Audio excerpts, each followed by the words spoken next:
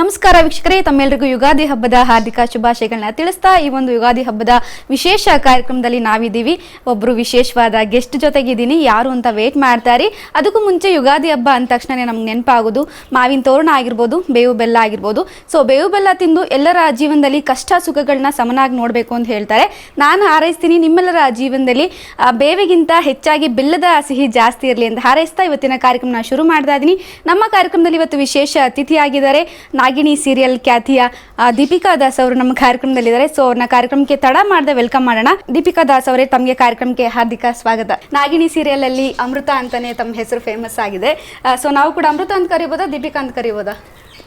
ನಿಮ್ಗೆ ಯಾವ್ದು ಇಷ್ಟ ಬಂತು ಆ ಥರ. ಓಕೆ, ಅಮೃತ ಈಗ ಆಲ್ರೆಡಿ ಎಲ್ರಿಗೂ ಗೊತ್ತಿರೋದು, so you can call me Amrita. Okay Deepika ಅವರೇ, ಇವಾಗ ನಮ್ಮ ಒಂದು ಕಾರ್ಯಕ್ರಮದಲ್ಲಿ ಯುಗಾದಿ ಹಬ್ಬದ ಸೆಲೆಬ್ರೇಷನ್ ಅನ್ನು ಮಾಡ್ತಾ ಇದ್ವಿ. ಮೊದಲನೇದಾಗಿ ನಿಮಗೆ, ನಿಮ್ಮ ಫ್ಯಾಮಿಲಿ ಮೆಂಬರ್ಸ್ ಎಲ್ರಿಗೂ ಹಬ್ಬದ ಶುಭಾಶಯಗಳು. Thank you so much. ನಿಮಗೂ ಕೂಡ, ಹಾಗೆ ನೋಡ್ತಾ ಇರೋಂಥ ಎಲ್ಲ ವೀಕ್ಷಕರಿಗೂ ಕೂಡ ನನ್ನ ಕಡೆಯಿಂದ ಯುಗಾದಿ ಹಬ್ಬದ ಹಾರ್ದಿಕ ಶುಭಾಶಯಗಳು. ಇಷ್ಟು ಸ್ವೀಟಾಗಿ ಅಮೃತ ಅವರು ಅಮೃತದ ಥರನೇ ಹೇಳಿದ್ದಾರೆ ಅಂದರೆ ಈ ಕಾರ್ಯಕ್ರಮ ನೋಡ್ತಿರೋರು ಎಲ್ರಿಗೂ ಬೆಲ್ಲದ ಸಿಹಿ ಸಿಕ್ತು ಅಂತ ಅನ್ಕೋತೀನಿ ನಾನು. ಅದೇನು ಈಗ ಮೊದಲನೇ ಪ್ರಶ್ನೆ ನಿಮಗೆ ಏನು ಅಂತ ಹೇಳಿದ್ರೆ, ಈಗ ಸದ್ಯಕ್ಕೆ ಮನೇಲಿ ಇದೀವಿ, ನಿಮ್ಮ ಮನೆಗೆ ಬಂದಿದ್ದೀವಿ ನಾವು. ಹಬ್ಬದ ಸೆಲೆಬ್ರೇಷನ್ ಅಂತಂದರೆ ಯುಗಾದಿ ಅಂತಂದರೆ ನಿಮ್ಗೆ ಏನು ಇಷ್ಟ ಆಗುತ್ತೆ? ಯುಗಾದಿ ಹಬ್ಬ ಅಂದರೆ ಇಟ್ಸ್ ಬ್ಯಾಲೆನ್ಸ್ಡ್ ನನಗೆ ಇಷ್ಟ ಆಗುತ್ತೆ. ಯಾಕೆಂದರೆ ಬೇವು ಮತ್ತು ಬೆಲ್ಲ ಎರಡೂ ಮಿಕ್ಸ್ ಆಗಿ ಮಾಡುವಂಥ ಏನೋ ಒಂದು ಡಿಶ್ ಆಗಿರ್ಬೋದು. ಆ ಬೇವು ಬೆಲ್ಲ ಏನು ಹೇಳ್ತಾರೆ, ನಂಗೆ ಅದು ಇಷ್ಟ. ಯಾಕೆ ಅಂದರೆ ಪ್ರತಿಯೊಂದರಲ್ಲೂ ಸಿಹಿ ಅನ್ನೋದನ್ನು ಎಕ್ಸ್ಪೆಕ್ಟ್ ಮಾಡೋದಕ್ಕಿಂತ ಎರಡು ಬ್ಯಾಲೆನ್ಸ್ಡ್ ಆಗಿದ್ದರೆ just like a life. So ಅದೊಂದು ಒಂದು ಒಳ್ಳೆ ಸಂದೇಶ ಕೊಡುವಂಥ ಹಬ್ಬ ಇದು. ಸೊ ಅದು ನಂಗೆ ತುಂಬ ಇಷ್ಟ ಆಗುತ್ತೆ. ಹಾಗೆ ನಮ್ಮ ಒಂದು ಹಿಂದೂ ಸಂಪ್ರದಾಯದ ಪ್ರಕಾರ ಇದು ಹೊಸ ವರ್ಷ ಅಂತಲೂ ಕೂಡ ಹೇಳ್ತಾರೆ. ಸೊ ಹಾಗಾಗಿ ನಮ್ಮ ಹೊಸ ವರ್ಷ ಅನ್ನೋದು ನನಗೆ ತುಂಬ ಖುಷಿ ಇರುತ್ತೆ. ಸೊ ನಮ್ಮ ಹಿಂದೂ ಸಂಪ್ರದಾಯನ ತುಂಬ ಮೆಚ್ತೀರಾ ಅಂತ ಆಯಿತು ಅಲ್ಲಿಗೆ. ಖಂಡಿತ, ವೆಸ್ಟರ್ನ್ ಎಷ್ಟಿದೆಯೋ ಅಷ್ಟೇ ನಮ್ಮ ಹಿಂದೂ, ಹಾಗೆ ನಮ್ಮ ಕಲ್ಚರ್ ಬಗ್ಗೆನೂ ನನಗೆ ಬಹಳ ಹೆಮ್ಮೆ ಇದೆ. ಓಕೆ, ಇನ್ನು ಯುಗಾದಿ ಹಬ್ಬ ಅಂತ ಹೇಳಿದಾಗೇನೆ ತುಂಬ ಫ್ಯಾಮಿಲಿ ಮೆಂಬರ್ಸ್ ಜೊತೆ ಸೆಲೆಬ್ರೇಟ್ ಮಾಡೋದು ಅಥವಾ ಫ್ರೆಂಡ್ಸ್ ಜೊತೆ ಸೆಲೆಬ್ರೇಟ್ ಮಾಡಬೇಕು ಅನ್ಕೋತೀರಾ, ಇಲ್ಲ ಸದ್ಯಕ್ಕೆ ಈಗ ಸೀರಿಯಲಲ್ಲಿ ನೀವು ಇರೋದ್ರಿಂದ ಸೀರಿಯಲ್ ಅವ್ರ ಜೊತೆ ಸೆಲೆಬ್ರೇಟ್ ಮಾಡಬೇಕು ಅನ್ಕೋತೀರಾ? ಖಂಡಿತ, ಬಿಕಾಸ್ ಸೀರಿಯಲಲ್ಲಿ ಅಷ್ಟು ಟೈಮ್ ಆಗಲ್ಲ. ಯಾಕೆಂದರೆ ಎಲ್ಲರೂ ಅವರು ಮೊದಲನೇ ಹಬ್ಬ ಆಗಿರೋದ್ರಿಂದ ಪ್ರತಿಯೊಬ್ಬರು ಅವ್ರ ಫ್ಯಾಮಿಲಿಯವ್ರ ಜೊತೆನೇ ಸೆಲೆಬ್ರೇಟ್ ಮಾಡಬೇಕು ಅಂತ ಇರುತ್ತೆ. ಸೊ ಹಾಗಾಗಿ ಮೋಸ್ಟ್ ಪ್ರಾಬಬ್ಲಿ ಶೂಟಿಂಗ್ಸ್ ಎಲ್ಲ ಇರಲ್ಲ. ಸೊ ಆ್ಯಸ್ ಯೂಶುವಲ್ ನಮ್ಮ ಫ್ಯಾಮಿಲಿ ಮೆಂಬರ್ಸ್ ಜೊತೆನೇ ನಾವು ಸೆಲೆಬ್ರೇಟ್ ಮಾಡ್ತೀವಿ. ಸೊ ನಿಮಗೆ ಫ್ಯಾಮಿಲಿ ಜೊತೆ ಇರೋದು ಇಷ್ಟ ಹಬ್ಬದ ದಿನ?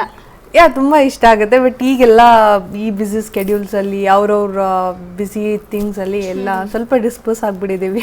ಓಕೆ, ಇನ್ನು ನಾಗಿಣಿ ಸೀರಿಯಲ್ ಬಗ್ಗೆ ಹೇಳೋದಾದರೆ, ನೀವು ಮೊದಲಿಗೆ ಹಿರಿತೆರೆಯಲ್ಲಿ ಬಂದಿದ್ದು ಅಂದರೆ ನಾವು ಸಿನಿಮಾದಲ್ಲಿ ನಿಮ್ಮನ್ನ ನೋಡಿದ್ದು, ಅನಂತರ ದಿಢೀರಂತ ನಾಗಿಣಿಯಲ್ಲಿ ಒಂದು ಹಾವಿನ ಒಂದು ಕ್ಯಾರೆಕ್ಟ್ರು. ಸೊ ಎರಡಕ್ಕೂ ನಿಮಗೆ ಯಾವ ಥರ ಒಂದು ಬ್ಯಾಲೆನ್ಸ್ ಆಯಿತು ನಿಮಗೆ ಮಾಡುವಾಗ? ಬೆಳ್ಳಿ ತೆರೆಗೂ ದೊಡ್ಡ ಸ್ಕ್ರೀನ್ಗೂ ಇದಕ್ಕೂ ತುಂಬ ಡಿಫ್ರೆನ್ಸ್ ಇದೆ. ನಾನು ಆಲ್ಮೋಸ್ಟ್ ಎಷ್ಟೊಂದು ಇಂಟರ್ವ್ಯೂಸಲ್ಲಿ ಹೇಳಿದ್ದೀನಿ. ಒಂದು ಕಾಲೇಜಿಂದ ಮತ್ತೆ ಸ್ಕೂಲ್ ಲೆವೆಲಿಗೆ ಬರೋದು ಒಂಥರ ಸ್ವಲ್ಪ ಕಷ್ಟ ಅನಿಸ್ತಾ ಇರುತ್ತೆ. ಇಲ್ಲಿ ತುಂಬ ಸ್ಟ್ರಿಕ್ಟು, ಆಮೇಲೆ ಯೂನಿಫಾರ್ಮಿಟಿ, ಲೈಕ್ ತುಂಬ ಬೇಗ ಬೇಗ ಕೆಲಸ ಮಾಡುವಂಥದ್ದು, ಈ ಥರದ್ದೆಲ್ಲ ನಡೀತಾ ಇರುತ್ತೆ. ಕಾಲೇಜೆಲ್ಲ ಆ ಥರ ಎಲ್ಲ ಸ್ವಲ್ಪ ಫ್ರೀಕಾಗಿ ಸ್ವಲ್ಪ ಈಸಿ ಟೇಕ್ ಇದ್ರ ಥರ ಕೆಲಸ ಮಾಡ್ತಾ ಇರ್ತೀವಿ. ಸೊ ಐ ಥಿಂಕ್ ಸ್ವಲ್ಪ ಬ್ಯುಸಿ ಅನ್ನೋದು, ಆಮೇಲೆ ವರ್ಕ್ ಲೋಡ್ ಜಾಸ್ತಿ ಆಗ್ತಾ ಇರತ್ತೆ ಇಲ್ಲಿ. ಅಪಾರ್ಟ್ ಫ್ರಮ್ ದಟ್, ಬಟ್ ನನಗಿನ್ನೊಂದೇನು ಖುಷಿ ಆಗುತ್ತೆ ಅಂದರೆ, ದೊಡ್ಡ ಸ್ಕ್ರೀನ್ಗಿಂತ ಚಿಕ್ಕ ಸ್ಕ್ರೀನಲ್ಲಿ ತುಂಬ ಜನ ಗುರುತಿಸ್ತಾರೆ. ಪ್ಲಸ್ ತುಂಬ ಜನದ ಮನೆಯಲ್ಲಿ ಎಲ್ಲರೂ ಮನೆಗೂ ಮನಸ್ಸಿಗೂ ರೀಚ್ ಆಗ್ತೀವಿ. ಸೊ ಆ ಒಂದು ಇದರಲ್ಲಿ ನನಗೆ ತುಂಬ ಖುಷಿ ಆಗುತ್ತೆ. ಓಕೆ, ಎಲ್ಲಿ ಹೋದ್ರೂ ಓಕೆ ನಾಗಿಣಿ ನಾಗಿಣಿ ನಾಗಿಣಿ ಅದು ತಲೆಯಲ್ಲಿ ಬಂದ್ಬಿಡುತ್ತಲ್ಲ. ಸೊ ಚೆನ್ನಾಗಿ ಅನ್ಸುತ್ತೆ. ಓಕೆ, ಒಟ್ಟಾರೆ ಈಗಿರುವಂಥ ಒಂದು ಪ್ರಾಜೆಕ್ಟ್ ನಾಗಿಣಿ ಸೀರಿಯಲಲ್ಲಿ ತಾವು ತುಂಬ ಖುಷಿಯಾಗಿದ್ದೀರ ಅಂತ ಗೊತ್ತಾಗುತ್ತೆ. ದೆನ್ ನಾವೊಂದು ಕ್ಯಾರೆಕ್ಟರ್ ಮಾಡುವಾಗ ನಿಮಗೆ ಏನಪ್ಪ ಹಾವಿನ ಕ್ಯಾರೆಕ್ಟರ್ ಕೊಡ್ತಾ ಇದ್ದಾರೆ, ಆ ಥರ ಏನಾದರೂ ಫೀಲ್ ಆಯ್ತಾ, ಈ ಥರ ಕ್ಯಾರೆಕ್ಟರ್ ಮಾಡಬೇಕಲ್ಲ? ಆ್ಯಕ್ಚುಲಿ ಇದ್ರ ಬಗ್ಗೆ ಎಲ್ಲ ನಾನು ಯೋಚನೆ ಮಾಡಲಿಲ್ಲ. ನನ್ನ ತಲೆಯಲ್ಲಿ ಬೀಂಗ್ ಅನ್ ಆರ್ಟಿಸ್ಟ್ ಒಂದು ತಲೆಯಲ್ಲಿರುತ್ತೆ, ಒಂದು ಡಿಫ್ರೆಂಟ್ ರೋಲ್ ಮಾಡಬೇಕು, ಚಾಲೆಂಜಿಂಗ್ ಆಗಿ ಇರೋವಂಥ ರೋಲ್ ಮಾಡಬೇಕು, ಆ್ಯಂಡ್ ಪರ್ಫಾರ್ಮೆನ್ಸ್ ಓರಿಯೆಂಟೆಡ್ ಮಾಡಬೇಕಂತ. ಸೊ ನನಗೆ ಆಸ್ ಸೂನ್ ಆಸ್ ನನಗೆ ಒಂದು ಕಾಲ್ ಬಂದಾಗ ನಾನು ಆ ಸೀರಿಯಲ್ನ ನಾನು ಮಾಡಲ್ಲ ಈಗ ಸದ್ಯಕ್ಕೆ, this what was my answer. ನಾನು ಆಮೇಲೆ ಒಂದೆರಡು ಸರಿ ಅಟೆಂಡ್ ಮಾಡಿದೆ, ಅಂದರೆ ಮೀಟ್ ಮಾಡಿದೆ, ಹೇಳಿದ್ರು ಈ ಥರ ನಾರ್ಮಲ್ ಜಾನರಲ್ಲಿ ಬರಲ್ಲ ಅಂತ. ಆ್ಯಂಡ್ ನನಗೆ ಅದರಲ್ಲೊಂದು ಖುಷಿ ಇತ್ತು. ನಾರ್ಮಲಾಗಿ ಎಲ್ಲ ಗಂಡ ಹೆಂಡತಿ ಮಕ್ಕಳು ಮದುವೆ ಆಗ್ತಾರೆ, ಅದೇ ಕಿತ್ತಾಟ ಅದೇ ಇರುತ್ತೆ. ಸೊ ಇದರಲ್ಲಿ ತುಂಬ ಸ್ಪೆಷಲ್ ಅನ್ಸಿದ್ದು ನನಗೆ ಪರ್ಫಾರ್ಮೆನ್ಸ್ ಮಾಡೋದಕ್ಕೆ ಒಂದು ಪ್ಲ್ಯಾಟ್ಫಾರ್ಮ್ ಸಿಗುತ್ತೆ ಅಂತ ಅನ್ನಿಸ್ತು. And good thing to come back to ಏನೋ ಸ್ಮಾಲ್ ಸ್ಕ್ರೀನ್ ಅನ್ನೋದು ತಲೆಯಲ್ಲಿತ್ತು. ಸೊ ನಾಗಿಣಿ ಹಾವು ಅನ್ನೋದನ್ನೆಲ್ಲ ತಲೆಯಲ್ಲಿ ಬಿಟ್ಟು ನಾನು yes this is for me and ನನಗೆ ಈ ರೋಲ್ ಚೆನ್ನಾಗಾಗುತ್ತೆ, ನಾನು ಚೆನ್ನಾಗಿ ಮಾಡಬೇಕು ಅನ್ನೋದೊಂದೇ ನನ್ನ ತಲೆಯಲ್ಲಿ ಇದ್ದಿದ್ದು. ಖಂಡಿತ ಚೆನ್ನಾಗಿ ಬಂದಿದೆ, ಜನ ಕೂಡ ಮೆಚ್ಕೊಂಡಿದ್ದಾರೆ ನಿಮ್ಮನ್ನ. ನೀವು ಹೇಳ್ದಂಗೆ ನೀವು ದೀಪಿಕಾ ದಾಸ್ ಅನ್ನೋದಕ್ಕಿಂತ ನಾಗಿಣಿ ಅಮೃತ ಅಂತಾನೆ ಎಲ್ಲರಿಗೂ ಫೇಮಸ್ ಆಗಿದ್ರ, ಅದೆನ್ ಖುಷಿ ಆಗಿದ್ರ. ಬಟ್ ಇನ್ನು ನಾಗಿಣಿ ಸೀರಿಯಲ್ ಬಗ್ಗೆ ಹೇಳೋದಾದ್ರೆ ಡೈರೆಕ್ಟರ್ ಆಗಿರ್ಬೋದು ಅಥವಾ ಕೋ ಆರ್ಟಿಸ್ಟ್ ಆಗಿರ್ಬೋದು, ಸೊ ಅವ್ರ ಬಗ್ಗೆ ಏನು ಹೇಳ್ತೀರಾ? ಕೋ ಆರ್ಟಿಸ್ಟ್ ಎಲ್ಲರೂ ಸೂಪರ್ ಆಗಿದ್ದಾರೆ. ಲೈಕ್ ಒಬ್ರಿಗಿಂತ ಒಬ್ರು ಕಾಂಪಿಟೇಷನ್ಸ್ ಜಾಸ್ತಿ ಇರುತ್ತೆ. ಪರ್ಫಾರ್ಮ್ ಮಾಡಬೇಕಾಗ್ಲಿ ಅಲ್ಲಿ ಕಾಂಪಿಟೇಷನ್ ತುಂಬ ಚೆನ್ನಾಗಿದೆ, ಅದು ಹೇಳೋ ಮಾತೇ ಇಲ್ಲ. ಆ್ಯಂಡ್ ಇದಕ್ಕೆಲ್ಲ ಮೇನ್ ಕಾರಣ ನಮ್ಮ ಡೈರೆಕ್ಟರ್. ಹೇಗೆಂದರೆ is very particular and very punctual. ಇದು ಬೇಕು ಆ್ಯಂಡ್ ಈಸ್ ನಾಟ್ ಲೈಕ್ ಏನೋ ಔಟ್ ಆಫ್ ದ ಬಾಕ್ಸ್ ಇರಲ್ಲ. ವಿದಿನ್ ದಟ್ ಬಾಕ್ಸ್ ಇದು ಬೇಕು, ಚೆನ್ನಾಗಿರುತ್ತೆ ಅನ್ನೋದು ಒಂದು ಥಿಂಕಿಂಗ್ ಆ್ಯಂಡ್ ಥಾಟ್ಸು ತುಂಬ ಚೆನ್ನಾಗಿದೆ ಅವರಿಗೆ. ಸೊ ಎಲ್ಲರನ್ನೂ ಒಂದು ಏನು ಹೇಳ್ತಾರೆ, ಒಂದು ಕಲ್ಲನ್ನು ಶಿಲೆ ಮಾಡುವಂಥ ಕೆಪಾಸಿಟಿ ಇರೋರು. ಟುಡೇ ನಮ್ಮ ನಾಗಿಣಿ ಸೀರಿಯಲಲ್ಲಿ ಕೆಲವೊಂದು ಮ್ಯಾನರಿಸಮ್ಸ್ ಆಗಿರ್ಬೋದು, ಕೆಲವೊಂದು ಪಾತ್ರಗಳು ಕುತ್ಕೊಂಡಿದೆ ಅಂದರೆ it's all because of the director. So I am happy for him. And ಈಗಲೂ ನನಗೆ ಒಂದೊಂದು ಸರಿ ರೇಗಿಸ್ತಾ ಇರ್ತಾರೆ, ನೀವು ದೊಡ್ಡ ಏನೋ ಸಿನಿಮಾಯಿಂದ ಮಾಡಲ್ಲ ಅಂತ ಹೇಳ್ತಾ ಇದ್ರಿ, ಬಟ್ ಟುಡೇ ಇದು ನಿಮ್ಗೊಂದು ಒಳ್ಳೆ ಹೆಸರು ತಂದು ಕೊಟ್ಟಿದೆ ಅಂತ ಹೇಳ್ತಾ ಇರ್ತಾರೆ. Of course it's true. ಇವತ್ತು I am very happy for him. And ಚೆನ್ನಾಗಿ ಮಾಡ್ತಾರೆ, ಅದು ನನಗೆ ಖುಷಿ. ತುಂಬ ಒಂದು ಕಂಫರ್ಟ್ ಝೋನ್ ಕ್ರಿಯೇಟ್ ಮಾಡ್ತಾರೆ. So very good director. ನನ್ನ ಕಡೆಯಿಂದ I am very comfortable working with him. Okay, ಇನ್ನು ಈಗ ಸೀರಿಯಲ್ ನಾಗಿಣಿ ಬಿಟ್ಟು ನಿಮಗೆ ಮತ್ತೆ ಇನ್ನೇನಾದ್ರು ಮತ್ತೆ ಸಿನಿಮಾ ಆಫರ್ಸ್ ಬಂದರೆ ಮಾಡುವಂಥ ಚಾನ್ಸಸ್ ಇದೆ ಅಲ್ವಾ? ಖಂಡಿತ ಬರ್ತಾ ಇದೆ ಎಷ್ಟೊಂದು. ಈಗ ಸದ್ಯಕ್ಕೆ ನಾನೇ ಪೆಂಡಿಂಗಲ್ಲಿ ಇಟ್ಟಿದ್ದೀನಿ. ಆ್ಯಂಡ್ ಒಂದು ಒಳ್ಳೆ ಸಿನಿಮಾ ಬರಲಿ, ಜನಕ್ಕೆ ಈಗ ಅಮೃತ ಆಗಿ ಎಕ್ಸೆಪ್ಟ್ ಮಾಡಿರೋ ಜನತೆ ನನ್ನಿಂದ ಏನೋ ಒಂದು ಒಳ್ಳೆಯದನ್ನು ಆ್ಯಂಡ್ ಡಿಫ್ರೆಂಟ್ ಆಗಿರೋದನ್ನು ತುಂಬ ಒಂದು ಎಕ್ಸ್ಪೆಕ್ಟೇಷನ್ಸ್ ಇರುತ್ತೆ.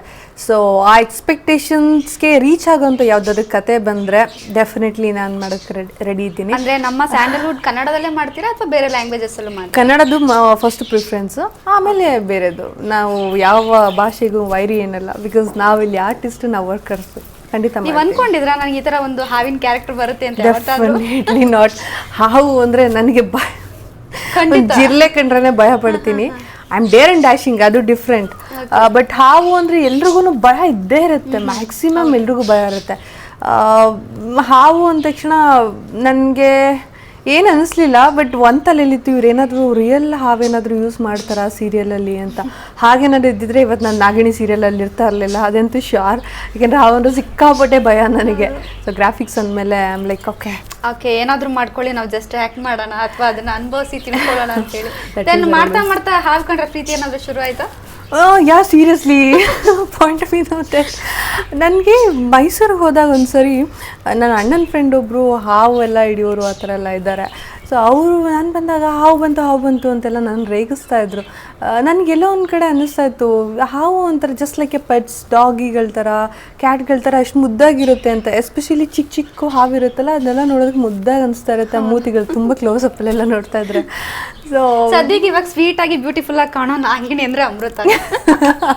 ಬೇರೆ ಯಾವ ಸ್ನೇಹ ಸುಂದರವಾಗಿರೋದಿಲ್ಲ ಅಂತ ಅನ್ಸುತ್ತೆ. Thank you.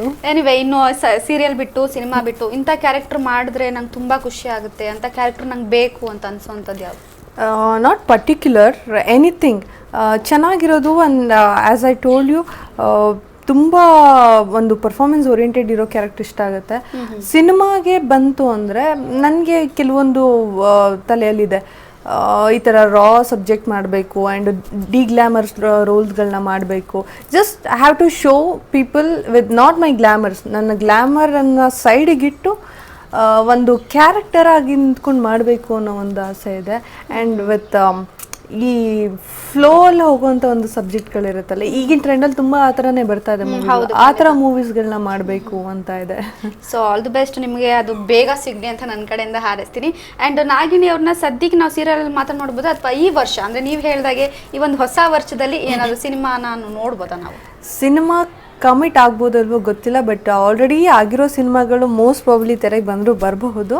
ಸೊ ಆ ಸಿನಿಮಾಗಳ ಹೆಸರು ಕೂಡ ವೆರಿ ಶಾರ್ಟ್ಲಿ ಟಿವಿಯಲ್ಲೇ ಕೂಡ ಬರುತ್ತೆ.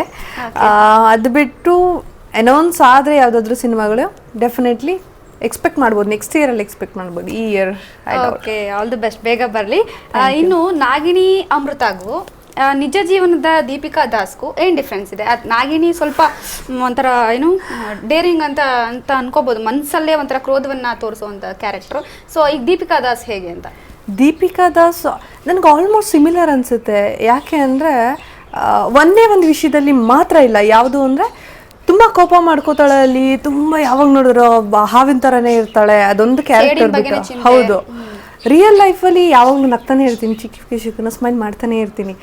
ನನಗೆ ಎಷ್ಟೊಂದು ಜನ ಫೇಸ್ಬುಕ್, ಸೋಷಿಯಲ್ ಮೀಡಿಯಾಸ್ ಅದರಲ್ಲೆಲ್ಲ ಕಮೆಂಟ್ ಮಾಡೋರು ಕೇಳ್ತಾ ಇರ್ತಾಯಿದ್ರು, ನೀವು ಯಾಕೆ ಯಾವಾಗಲೂ ನಗೋದೇ ಇಲ್ಲ ಅಂತ. ಬಟ್ ನಾನು ಯಾವಾಗಲೂ ನಗ್ತಾ ಇರ್ತೀನಿ, ಸುಮ್ಮನೆ ಏನಾದರೂ ಸ್ಮೈಲ್ ಮಾಡ್ತಾನೆ ಇರ್ತೀನಿ. ಅದೊಂದು ಡಿಫ್ರೆನ್ಸ್. ಅಪಾರ್ಟ್ ಫ್ರಮ್ ದಟ್ ಈ ಹುಡುಗರನ್ನ ಗೋಳಿಕೊಳ್ಳೋದು, ಆಮೇಲೆ ಮಾತಾಡೋದು, ಇದೆಲ್ಲ ಇಟ್ಸ್ ಆಲ್ ನ್ಯಾಚುರಲ್. ನಾನು ಹೇಗಿದ್ದೀನಿ ಹಾಗೆ ಮಾಡ್ತಾ ಇರ್ತೀನಿ. ಓಕೆ, ಇನ್ನು ಒಂದು ಫನಿ ಇನ್ಸಿಡೆಂಟ್ ಅಂದರೆ ನಾಗಿನಿ ಟೀಮಲ್ಲಿ? ಫನ್ನಿ ಇನ್ಸಿಡೆಂಟ್ ಏನಿರಲ್ಲ ಅಷ್ಟೊಂದು, ಆಲ್ಮೋಸ್ಟ್ ಸೀರಿಯಸ್ ಕ್ಯಾಚಿಂಗ್ಸೇ ಇರುತ್ತೆ. ಆಲ್ಮೋಸ್ಟ್ ಈ ನಾಗಿಣಿ ಏನು ತುಂಬ ರಫ್ ಆ್ಯಂಡ್ ಟಫ್ ಆಗೆಲ್ಲ ಆಡ್ಕೊಂಡು ನಾನು ಬಿಡಲ್ಲ ಸಾಯಿಸ್ತೀನಿ ಅಂತೆಲ್ಲ ಕಿರ್ಚಾಡ್ಕೊಂಡು ನಿಂತ್ಕೊಂಡಿರ್ತಾಳೆ ಆನ್ ಸ್ಕ್ರೀನಲ್ಲಿ.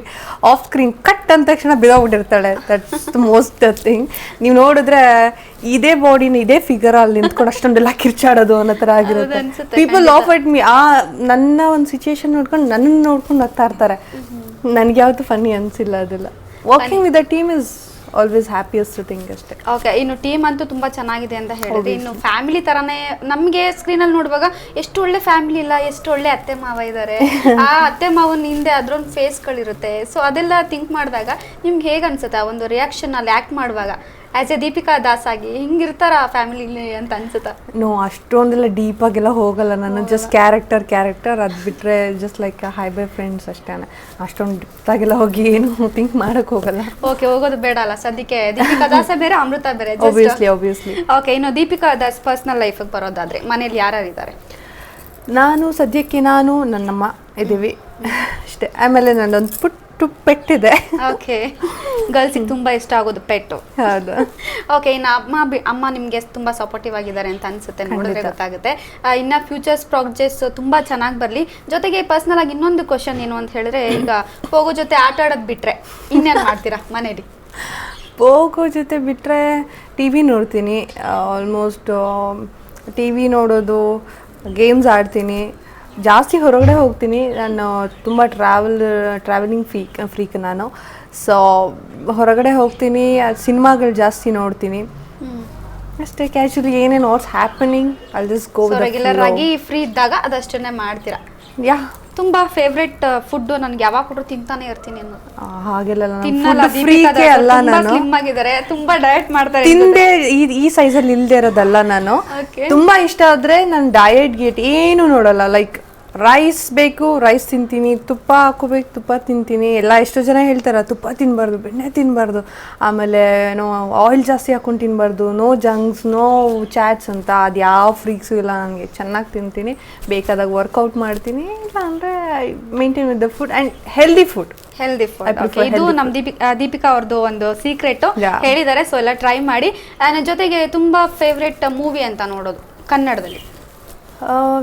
ತುಂಬ ಫೇವ್ರೆಟ್ ಮೂವಿ ನೋಡೋದು ಅಂದರೆ ಹಾಗೇನಿಲ್ಲ, ಎಲ್ಲ ಸಿನಿಮಾಗಳು ಹೊಸದಾಗಿ ಬಂದಿರೋ ಸಿನಿಮಾಗಳನ್ನೆಲ್ಲ ನೋಡ್ತಾ ಇರ್ತೀನಿ.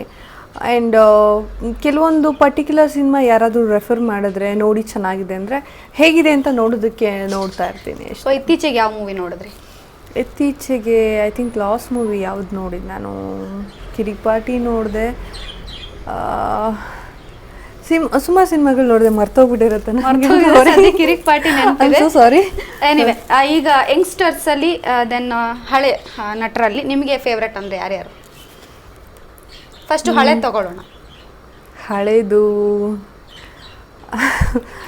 ತುಂಬಾ ಜನ ಇದ್ದಾರೆ ಅನ್ಸುತ್ತೆ, ಅದಕ್ಕೆ ಯೋಚನೆ ಮಾಡಿ. ಎಲ್ರೂ ಒಂಥರ ಐಕಾನ್ಸೇನೆ. ಅದರಲ್ಲಿ ಲೈಕ್ ಆಸ್ ಯೂಶುವಲ್ ಎಲ್ಲರಿಗೂ ಇಷ್ಟ ಆಗುವಂಥ ರಾಜ್ಕುಮಾರ್ ಸರ್ ಇಷ್ಟ ಆಗ್ತಾರೆ, ಅವ್ರ ಸಿನಿಮಾಗಳು.